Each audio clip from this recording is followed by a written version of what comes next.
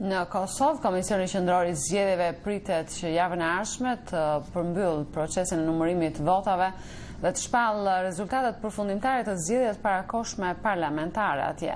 Në pritje të këtyre rezultateve, po vazhdojnë debatet rreth formimit të qeverisë së re dhe vendimit të presidentes Atifete Jajaga për të kërkuar nga Gjykata Kushtetuese e Kosovës qartësimin e rolit të saj në këtë proces. Nga Prishtina njofton korrespondenti Besim Abazi.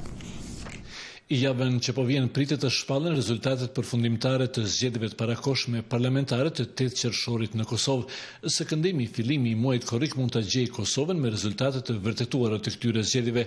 Të premten ka përfunduar numërimi i votave me kusht dhe atyre të dërguara me postë, ndërsa aktualisht po rinumërohen rreth 440 kuti votimesh për shkak të parregullsive që janë shfaqur gjatë pranim dorëzimit të materialit zgjedhor.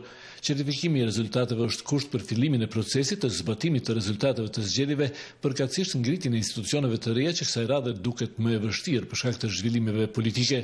Pas shpalljes së rezultateve paraprake, Lidhja Demokratike, Aleanca për Ardhmërinë e Kosovës dhe Nisma për Kosovën lidhen një marrëveshje për themelimin e qeverisë së re, duke pretenduar se kanë të drejtë për një gjë të tillë, me që kësaj ata sigurojnë shumicën e vendeve në parlament.